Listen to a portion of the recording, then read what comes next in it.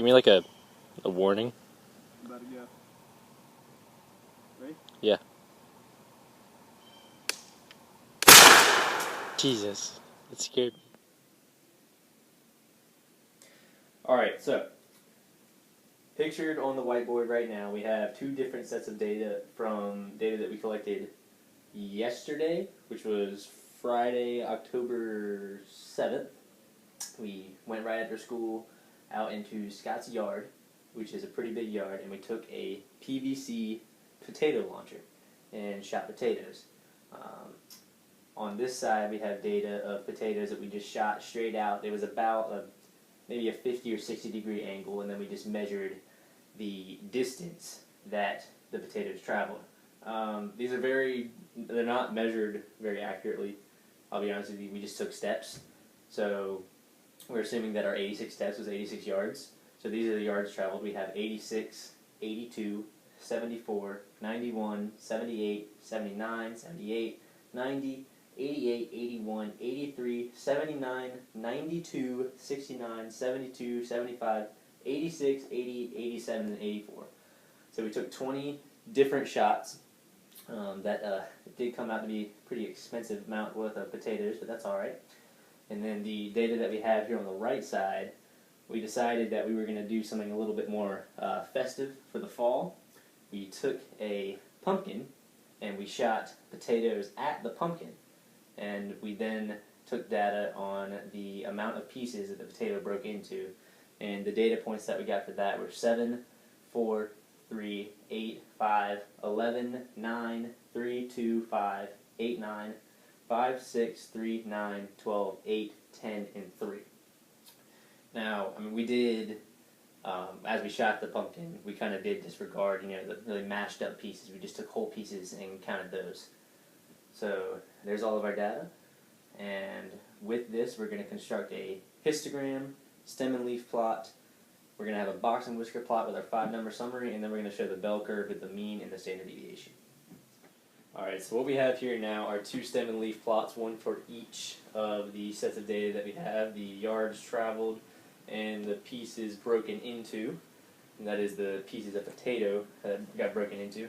So what I'm going to do now is just demonstrate the stem and leaf plots that we have here. So for this first set of data, all of our stems are going to be the tens digits.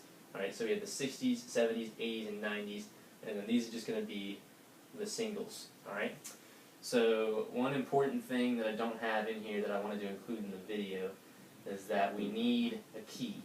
Alright, so right over here I would write 7, 5 equals 75, or just something along those lines to distinguish that 7 and that 5 is 75. That 6 and 9 is 69, and 9 and 0 is 90. Alright, so we've got that.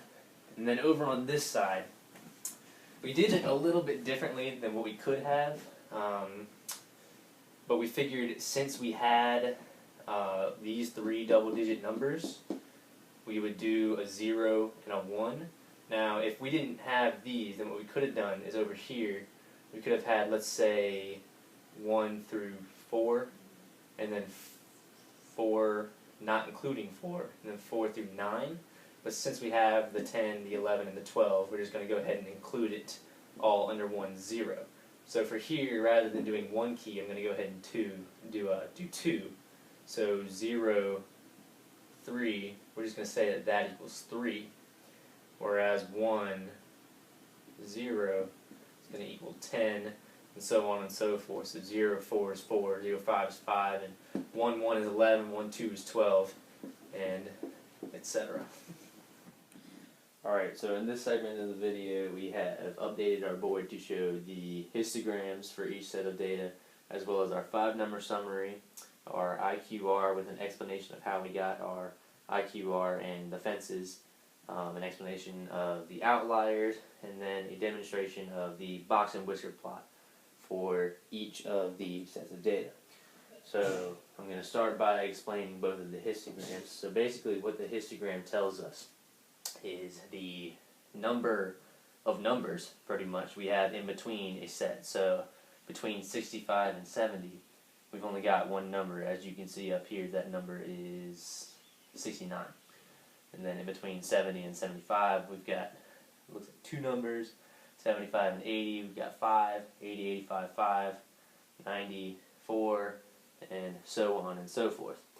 Now, by the looks of this graph, you can see that there's really only one true peak in the graph, so in describing the shape, we would consider it unimodal, and while it is not perfectly symmetric, it's fair that we can assume that it is, no pun intended, fairly symmetric. And there are also no apparent outliers. It seems to all be within a pretty curvy looking shape. Now, we've got pretty much the same thing going on over here, alright? So between 0 and 5, looks like we've got 3, 4, 5 numbers, alright? Between 5 and 10, we've got 12. And then between 10 and 15, looks like 3. And again, it's unimodal because it only has one peak, fairly symmetric, and just as the one over here, we have no apparent outliers. Now to move on to the 5-number summary, alright, so over here we've got our min Q1, median Q3, and max for this set of data. That ends up being 69, 78, and then the median is, it says 81.5. I'm going to have to take a look at that though, that might be the mean. And then we've got the Q3 86.5 and the max 92. And then over here we've got the same thing. We've got a 2, a 3.5, 7.5, and then 9 and 12. I'm going to plug that back into the calculator later to make sure that that's right. Now, using this data, we can come over here and start to construct our box and whisker plot. So, just like up here on the histogram, right, we're going to have 60 to 95. Alright, and basically you're going to draw a line at the median, you're going to draw a line at Q3 and a line at Q1. Now, what we need using that information is to find the fences. Alright, now in order to find the fences, you need to find the interquartile range, which is just Q3 minus Q1, which ends up being 8.5. You're then going to use that to locate your fences. Now, anything outside of the fences would be considered an outlier. And what we determined from finding the fences is that in this set of data, we were right that there are no apparent outliers. There are no outliers at all. So basically what we're doing, we've got the Q1 minus 1.5 times our IQR, which ends up being 65.25 over on this end. And then we've got 86.5 minus 1.5 times 8.5, which is 99.25 over on this end. So that is how we were able to construct this box and whisker over here. And then as for this one over here, we did the same thing. This is just up and down. We have the line in the middle at our median. The top line is our Q3. This bottom one of the boxes is our Q1. And then to construct our fences, we found the IQR, so Q3 minus Q1 is 5.5. And then determined by subtracting the product of 1.5 and IQR from each are Q1 and Q3. And again, we were able to determine that there are no outliers in that set of data. Alright, so we went ahead and went back and checked on our medians over here because I noticed that our medians were not round numbers, even though the entire set is a round number.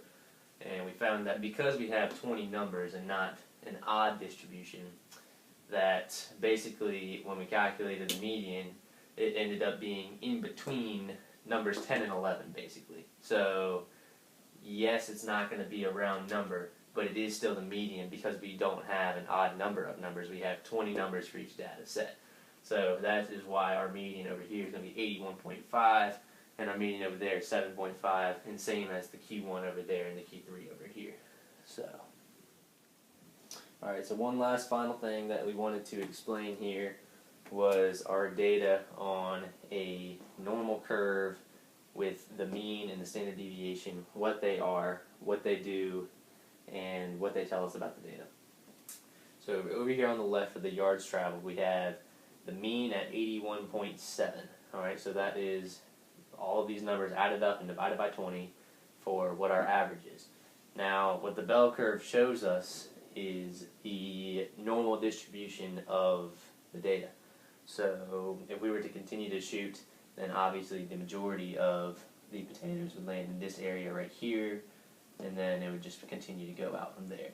Now, this 6.4, which is the standard deviation, what that tells us is the spread of the data. So basically, if you're one standard deviation away from the mean, you are however many percent away, or you are in whatever percent of the data. You can use this to calculate many different things with the bell curve. But for this, we're calling it SX because it is a sample of data. This is not a population. This is not an entire. We didn't shoot all the potatoes in the world. You know, this is just 20 potatoes that we shot out of one potato can in one location. You know, this doesn't represent the entire set of potatoes shot. And then over here we have the same thing. We have the mean for the set of data of pieces broken into, which is 6.85, and then the little X with the bar over it is just it's just the symbolic representation of the mean. And then our standard deviation over here is going to be 2.85.